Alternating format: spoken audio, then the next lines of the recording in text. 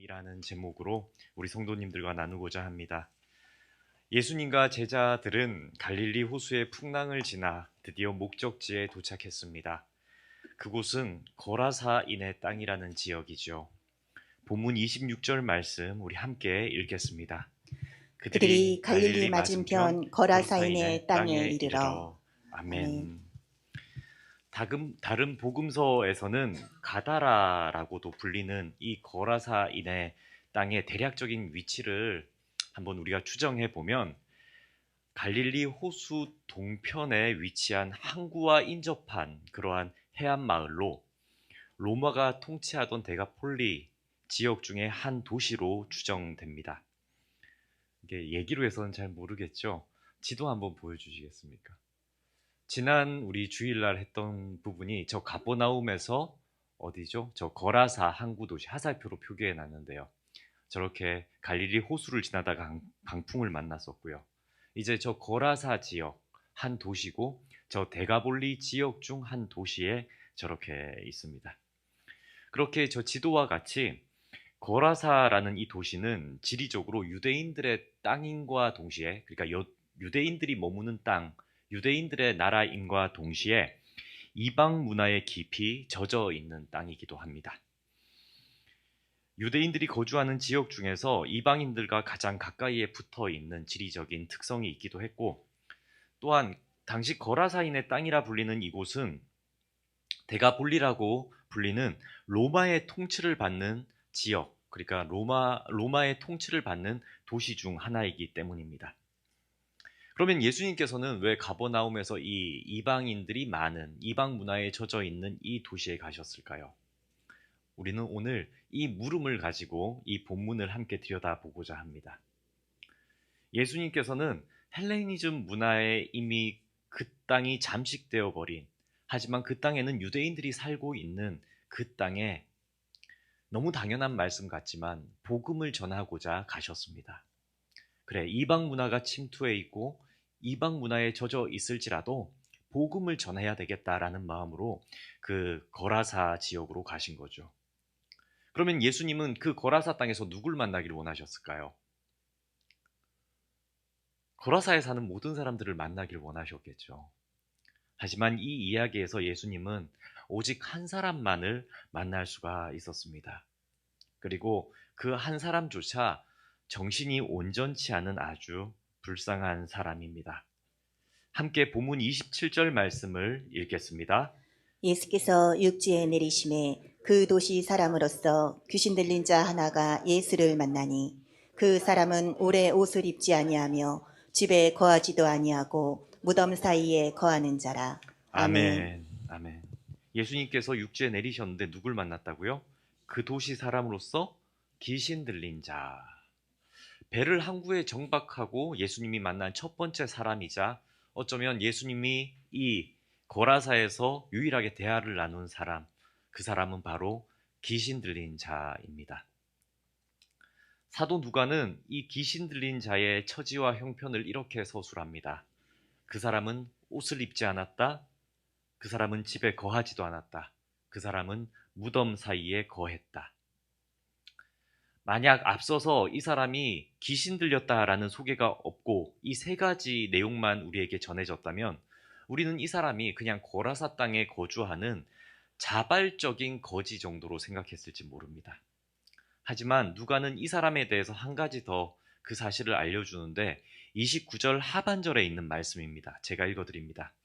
귀신이 가끔 그 사람을 붙잡음으로 그를 쇠사슬과 고랑에 매어 지켰으되 그 맨 것을 끊고 귀신에게 몰려 광야로 나갔더라. 아멘. 우리가 알게 되는 이 사람에 대한 네 번째 진실은 이 사람은 귀신이 강하게 들릴 때면 계력을 발휘해서 주위 사람들과 자기를 해하는 충동적인 발작을 일으키는 사람이라는 겁니다. 그렇기에 주위 사람들이 그에게 해준 조치는 쇠사슬과 고랑에 그의 몸을 묶어두는 것이었죠. 그럼에도 강하게 귀신이 들리면 이 사람은 그 쇠사슬을 끊을 정도로 힘이 강했고, 그래서 주위 사람들을 두려워하게 할 만한 위험 인물로 비춰지고 있습니다. 그리고 그 쇠사슬을 끊고 한다는 일이 자기 몸을 해하고 광야로 나가 어떻게 하는 거죠? 죽음에 이르게 하는, 자기를 해하는 어떠한 일을 하고 있습니다. 하지만 주위에 있는 사람들이 이 귀신 들린 불쌍한 사람에게 해줄 수 있는 것이라고는 아무것도 없었습니다. 그냥 그 주위 사람들이 해줄 수 있는 것은 스스로 몸을 해하지 않도록, 그리고 광야로 나가서 죽지 않도록 몸을 묶어두는 것밖에는 없었습니다. 어쩌면 이 고라사 지역의 사람들은 귀신 들린 사람을 위해서 그 사람을 묶어두는 것이 아니라 자신들을 위해서 이 사람을 묶어두는 것으로도 보입니다. 마치 오늘날에 정신병에 걸린 사람들을 정신병원에 수용하여 강제적으로 그 안에 가두고 일반인, 보통 정상적인 정신의 사람들과 격리시켜서 이렇게 보호시키는 것과 같이 말입니다. 자, 그럼 우리는 이러한 정보 속에서 이 귀신 들린 자가 처한 상황을 알 수가 있습니다. 이 귀신 들린 자의 입장에서 한번 생각해 보는 거죠. 이 사람은 무슨 이유인지 알 수는 없지만 과거에 그의 몸에 귀신이 들렸습니다. 그래서 자의가 아닌, 자기 스스로 자기의 의지가 아닌 타의에 의해서, 그것도 귀신에 의해서 살아가야 하는 존재입니다. 귀신으로 인해서 그는 옷을 입지 않았습니다. 이 말은 인간적인 품이나 자격을 상실케 하는 영에 매여 있다는 뜻이죠. 저도 한번 잘 보십시오. 그나마 이렇게 옷이라도 입었으니까 그럴듯해 보이지. 만약 제가 벌거벗고 강단에 섰다면 저를 이렇게 좀 인간답게 보셨겠습니까? 그렇지 않죠. 사회적인 어떠한 권위도, 인격적인 인품도 다 떨어뜨려 버리는 귀신의 영에 매여서 이 사람은 인간구실을 못하고 살아가고 있습니다. 이처럼 그는 인간으로서의 존엄을 상실한 채 살아갑니다. 그리고 집에 거하지 않았다는 말, 이것은 가족들로부터도 외면당하고 버려졌음을 의미합니다. 또한 무덤 사이에 거했다고 하는 누가의 기록, 당시 무덤은 일정 거주지와는 격리된 곳이죠. 보통 범인들이 사는 곳은 아닙니다. 그런데 이 무덤은 어떤 곳입니까? 매일 혹은 매시간 죽은 이들을 장사 지내고 재물을 바치는 곳입니다. 그래서 재물이 남아있는, 그래서 항상 음식이, 죽은 자를 위한 음식이 있는 곳이 바로 이 무덤가입니다. 그러니 도시에서 버림받은, 그래서 삶의 의욕을 잃은 이들이 모여 사는 가장 비참한 곳이 또한 이 무덤가라는 것입니다. 그러한 곳에 이 귀신 들린 자가 아무런 생의 소망을 품지 못한 채 머물고 있었습니다. 이 귀신 들린 자는 고라사 지역 사람들에게 있어서는 무가치한 존재요, 오히려 해악적인 존재로 여겨지고 있습니다. 귀신에게 정신이 빼앗겨 버린 그가 할 수 있는 일은 오로지 자기 학대와 자살 충동에 시달리며 살아도 사는 것이 아닌 생명으로 그냥 존재할 뿐입니다. 그런 그가 하나님이신 예수님을 만납니다. 그리고 예수님은 너무나 당연히, 또한 너무나도 쉽게 말씀 한마디로 그 귀신 들린 자에게서 귀신을 쫓아내 줍니다. 여기서 우리는 우리가 믿는 하나님의 능력을 다시금 깨달을 수 있습니다. 예수님은 앞서서 그 갈릴리 호수에서의 풍랑도 한마디 말씀으로 잠잠케 하셨습니다. 우리가 믿는 예수님이 세상의 자연 만물을 주관하시는 분이라는 사실을 증명하신 사건이었죠. 그러니까 인간들이 살아가는 자연 만물이 있는 곳에서 하나님이신 예수님은 그 인간계를 다스리시는 분이라는 것을 증명하신 사건이었습니다. 그리고 이 본문 속에 귀신을 쫓아내시는 사건을 통해서 예수님은 사람을 해하는 귀신까지도 다스리시는 존재임을 보여주십니다. 그러니까 예수님께서는 영의 세계까지도 역시 다스리시는 분이라는 것을 보여주고 계신 거죠. 사랑하는 성도님들, 점집 다니지 마십시오. 점집은 어떤 곳입니까? 귀신에 기대어서 점을 치는 곳 아니겠습니까? 무당들이 우리의 미래를 못 맞추기 때문에 점집을 다니지 말라는 말이 아닙니다. 귀신을 따르는 무당들보다 정말 높으신 하나님, 유일하신 최고의 신이신 하나님을 믿는 우리가, 그래서 성령님을 모신 우리가 더 대단한 존재임을 깨닫고 살아가야 한다는 뜻입니다. 다시 본문으로 돌아가서 예수님께서 귀신 들린 자를 향해서 말씀합니다. 귀신아, 그 사람에게서 나오라, 이렇게 하십니다. 그러자 그 귀신들이 어떻게 합니까? 예수님께 간곡히 부탁합니다. 30절에서 31절의 말씀 우리 함께 읽겠습니다. 예수께서 내 이름이 무엇이냐 물으신즉 이르되 군대라 하니 이는 많은 귀신이 들렸음이라. 무저갱으로 들어가라 하지 마시기를 간구하더니 마침 그곳에 많은 돼지떼가 산에서 먹고 있는지라. 귀신들이 그 돼지에게로 들어가게 허락하심을 간구하니 이에 허락하시니. 아멘. 아멘, 아멘. 여기서 귀신은 자신의 이름을 군대라고 이렇게 밝히는데, 번역된 단어죠. 군대는 원문의 단어는 레기온이라는 단어를 쓰고 있습니다. 이 레기온의 뜻은 거기가 어떻게 해요? 로마의 통치를 받는 곳이죠. 그리고 거기가 무덤가라고 했습니다. 그 레기온의 뜻은 로마 군대 중에 사단급 규모의 군대를 의미합니다. 그럼 그 귀신 들린 자에게 들어가 있는 영이 어떤 영일까 좀 추측이 되는 장면이기도 합니다. 사단급 규모의 군대가 그 귀신 들린 자에게 들어가 있다. 그리고 그 귀신의 이름은 레기온이다. 그러니까 수천 명에 이르는, 그러니까 사단급 규모라고 하면 뭐 연구가들은 5,600명 정도의 귀신이다 이렇게 생각을 하는데 5,000에서 6,000명 정도 되는 많은 수의 귀신이 이 자에게 들어가 있었다라는 것을 뜻합니다. 그러면서 그 많은 수의 귀신이 예수님께 자신들을 무저갱으로 내몰지 말아달라고 간곡히 부탁합니다. 그리고 때마침 이곳에, 이 거라사 이 땅에, 무덤가 주변에 돼지떼가 있으니 차라리 거기로 우리가 옮겨가게 해달라고, 우리가 돼지떼로 옮겨가게 해달라고 예수님께 간청합니다. 이러한 귀신들의 요청에 예수님은 어떻게 하십니까? 듣고 계시죠? 예. 이제 재밌습니다. 이 말씀이 굉장히 재밌습니다. 어떻게 합니까? 허락하십니다. 그러자 이 수많은 귀신들이 어떻게 합니까? 그 사람에게서 나와서 돼지떼에게 들어가는데 그 돼지떼의 규모가 2,000마리 정도 됩니다. 그리고 그렇게 옮겨진 귀신이 들어간 돼지떼들이 어떻게 되죠?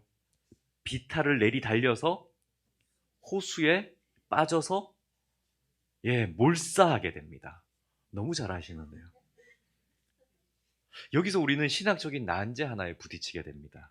그것은 뭐냐면 예수님이 사람들의 사유재산인 돼지들을 멸하도록 허용하셨다 하는 문제입니다. 아무리 예수님이시다 하더라도 귀신을 쫓기 위해서라고는 하지만 아무 관련 없는 사람의 재산을 전부 잃게 만들어도 되는가 하는 윤리적인 문제 아니겠습니까? 우리 돼지 아니니까 그렇죠.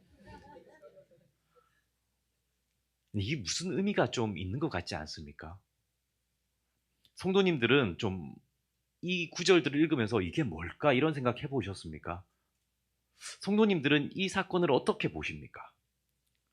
그리고 만약 우리들이 돼지의 소유주였다면 예수님께 어떻게 반응할까요? 이렇게 반응하지 않을까요? 당신이 귀신을 쫓는 능력이 있는 분이신 건 알겠으나 우리가 치던 돼지 2,000마리의 값은 물어줘야 하지 않겠습니까? 이렇게 말하는 것이 어쩌면 정상적인 반응일 것 같습니다. 하지만 갑작스레 돼지를 모두 잃게 된 돼지를 치던 사람들은 이 일을 보고 어떻게 하죠? 성경 말씀에 기록되어 있습니다. 이 일을 보고 어떻게 합니까? 도망칩니다. 34절 말씀 함께 읽겠습니다. 치던 자들이 그 이루어진 일을 보고 도망하여 성내와 마을에 알리니. 아멘. 이상하지 않습니까? 돼지 치던 자들은 예수님이 귀신을 쫓는 것을 보았고 그리고 그 귀신이 돼지들에게 들어가 옮겨지는 것도 보았으며 그래서 그 돼지들이 죽는 것도 보았습니다. 그래서 그들은 전 재산을 모두 잃었습니다. 그런데 그들은 그 일을 보고 그 자리를 도망쳤다라고 기록되어 있습니다.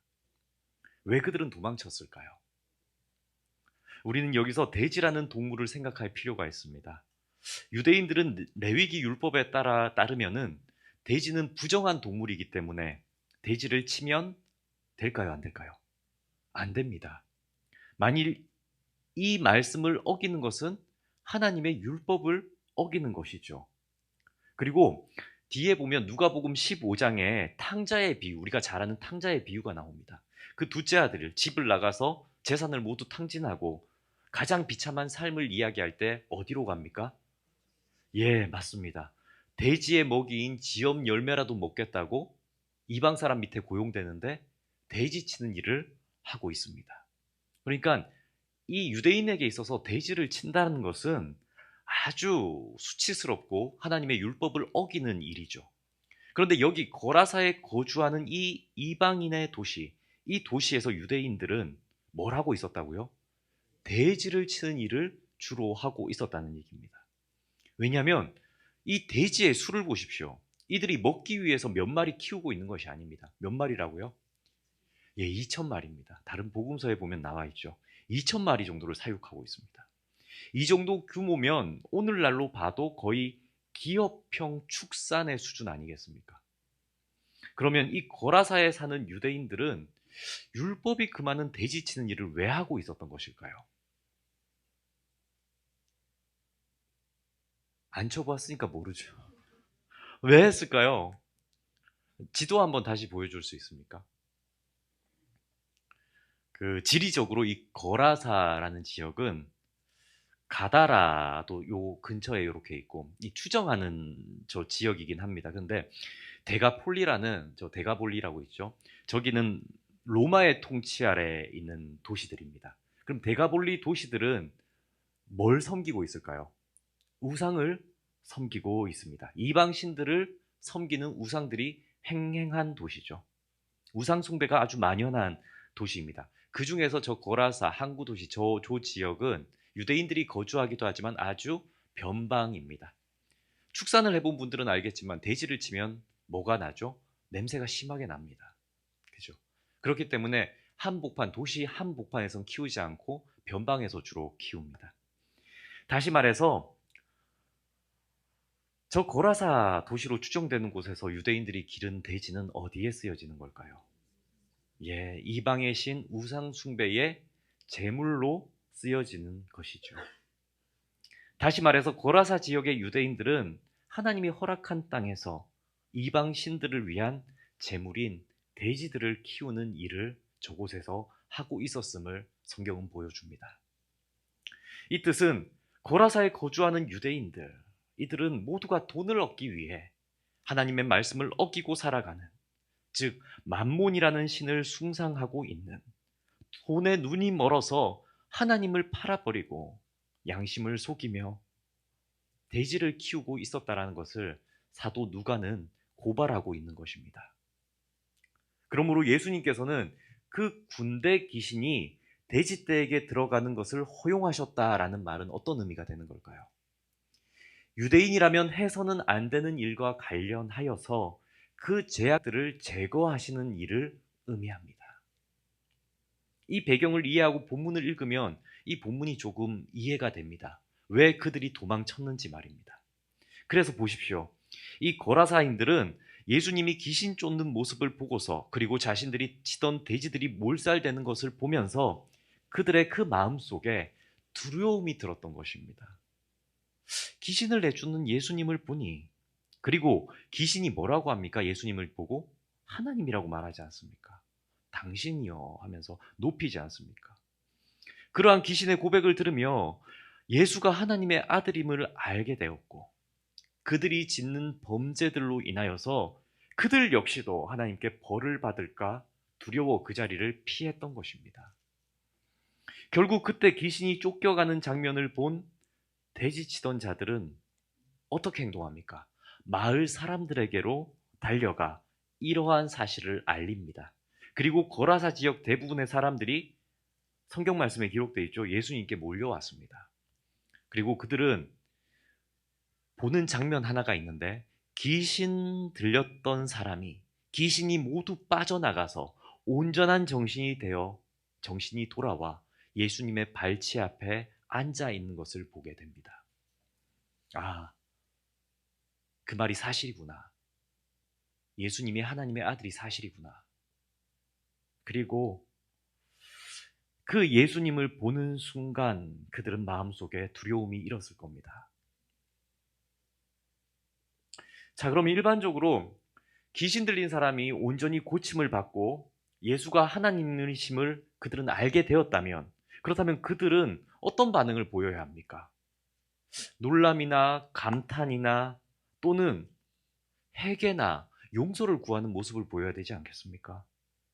혹 그리고 그 무리들 속에 그 귀신 들린 자의 가족들이라도 있었다면 생명의 은인이신 예수님께 나와 감사의 절을 올리는 것이 정상적인 반응으로 보여집니다. 하지만 이들은 예수님이 어떻게 귀신을 쫓으셨는지를 다 들은 후에 한다는 말이 37절에 있습니다. 함께 읽겠습니다. 고라사인의 땅 근방 모든 백성이 크게 두려워하여 예수께 떠나가시기를 구하더라. 예수께서 배에 올라 돌아가실세. 아멘. 예수여, 이 땅에서 떠나십시오. 이들의 반응은 예수여, 이 땅에서 떠나십시오 였습니다. 성도님들 이해가 되십니까? 이 말 속에 무슨 의도가 담겨 있는 것일까요? 우리는 예수 당신이 필요한 것이 아니라 대지를 쳐서라도 얻어야 하는 돈을 더 사랑하는 사람들입니다 라는 뜻이 그들의 마음속에 담겨 있는 것이죠. 귀신 들린 것보다 더한 스스로의 탐욕에 사로잡힌 거라사인들은 그들 스스로가 예수님이 이 땅에 오는 것을 거부합니다. 왜요? 예수님께서 이 땅에 들어오시면 자신들이 일구어 놓은 만몬을 섬기며 얻게 될 그들의 소유와 재산을 모두 잃을까 두려웠기 때문이죠. 세상의 것에 관심을 더욱 두고 땅의 것에 가치를 두는 이들은 참된 생명이신 예수님을 눈앞에 두고도 예수님이 아닌 만몬 우상을 선택한다는 것을 보여주는 이야기가 바로 이 이야기입니다. 그래서 예수님은 그 얘기를 듣고는 다시 배를 타고 고라사를 떠나 돌아가십니다.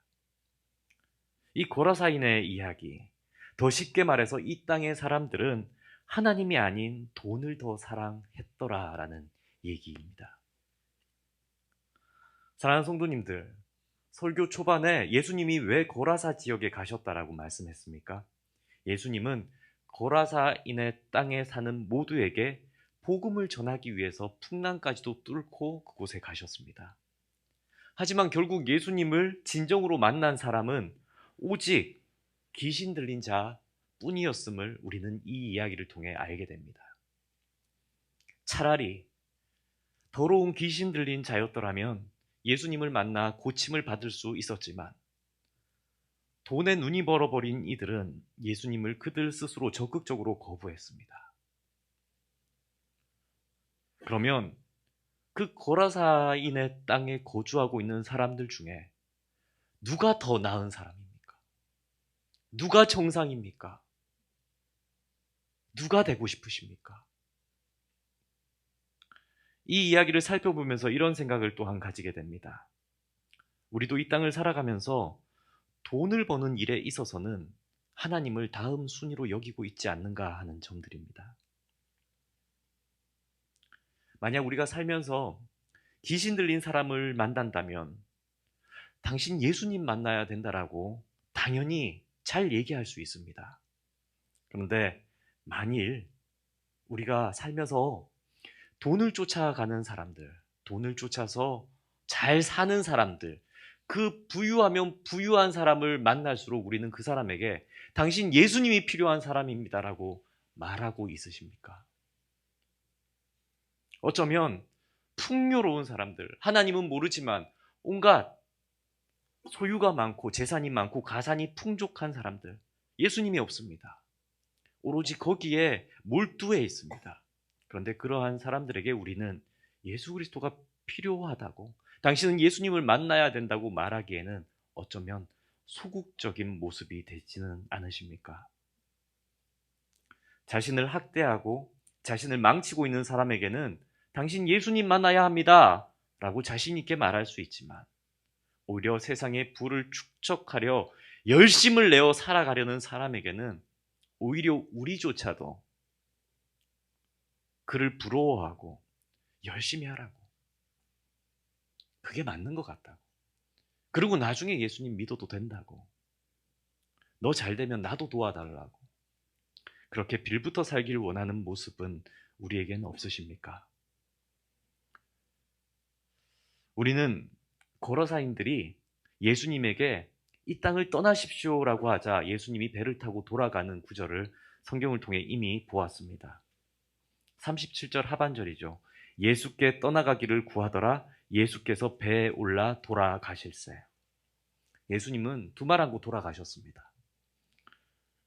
하지만 사도 누가는 책의 에필로그처럼 이 이야기의 마지막을 귀신 들렸던 자와 예수님이 대화하는 내용으로 이 이야기를 마무리합니다.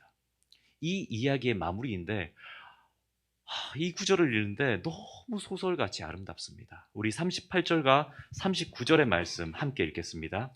귀신 나간 사람이 함께 있기를 구하였으나 예수께서 그를 보내시며 이르시되 집으로 돌아가 하나님이 내게 어떻게 큰 일을 행하셨는지를 말하라 하시니, 그가 가서 예수께서 자기에게 어떻게 큰 일을 행하셨는지를 온 성내에 전파하니라. 아멘. 이 대화와 같은 에필로그, 그리고 이 결말은 열려있는 결말 같죠. 예수님은 이제껏 보통 대부분의 경우에 병자를 치료하시고 나면 어떻게 하셨죠? 알리지 말라고 했습니다. 내가 고쳐줬다는 것을 알리지 말라. 혹은 그렇게 병고침을 받은 사람이 예수님을 따르겠다고 하면 무리에 함께 하도록 허락해 주셨었습니다. 하지만 이 귀신 들렸던 자에게만은 예수님은 다르게 반응하십니다. 자신을 따라오지 말고 거라사인의 땅에 너는 남으라 라고 하시죠.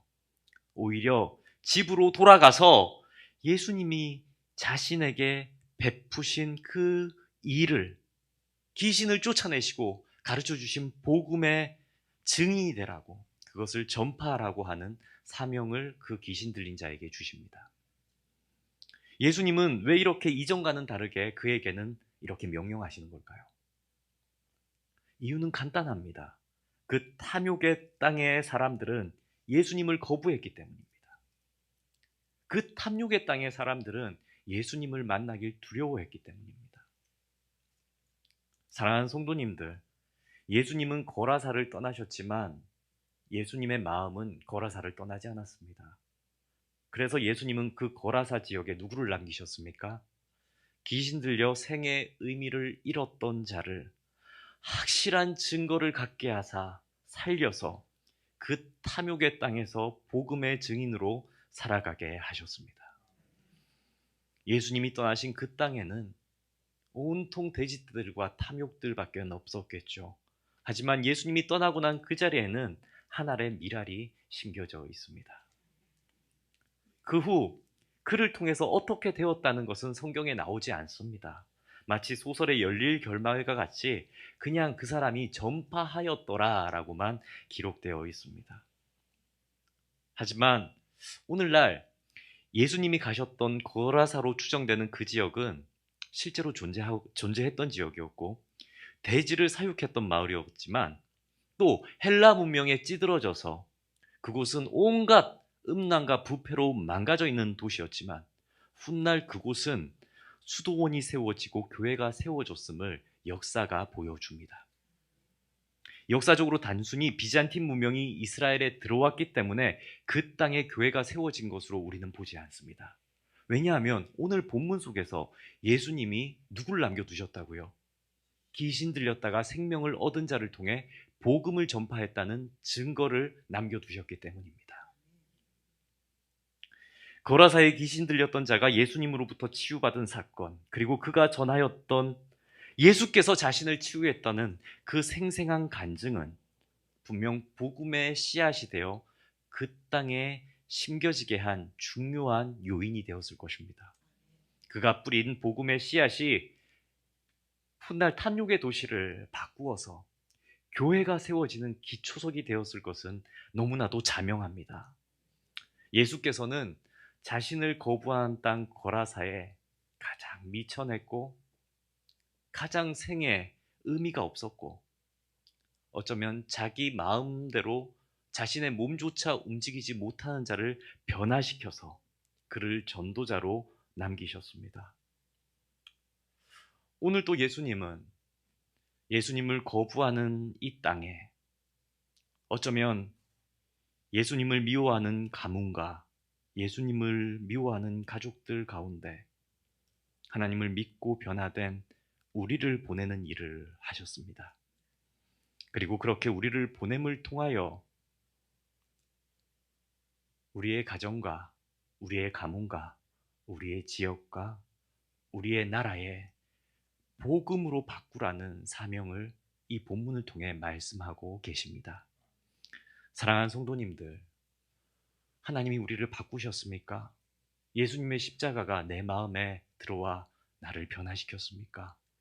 그렇다면 이제는 예수님의 증인으로 세상의 관심이 아닌 예수님의 관심으로 이 땅을 복음으로 변화시키는 저와 모든 성도님들이 되시길 주님의 이름으로 축복합니다. 우리 함께 찬양하겠습니다.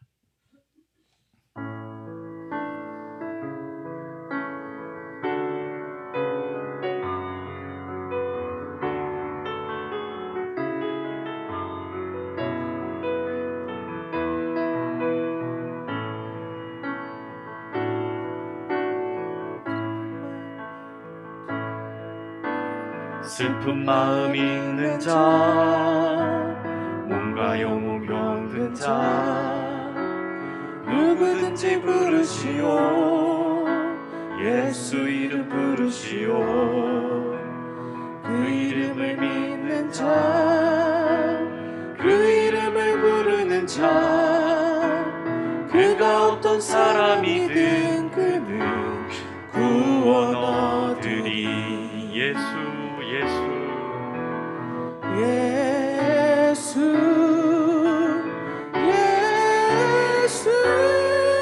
오 능력의 그 이름 예수 나 외쳐 부르네. 예수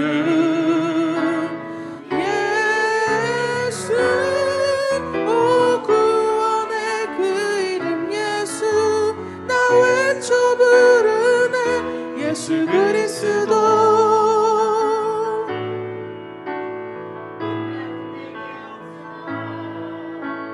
가진 건 너에게 주니 능력의 이름 예수라.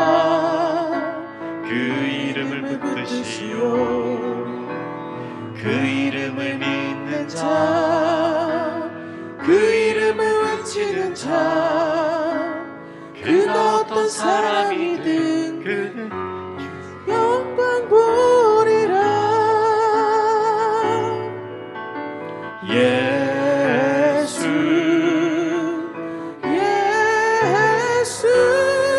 오 능력의 그 이름 예수 나 외쳐 부르네.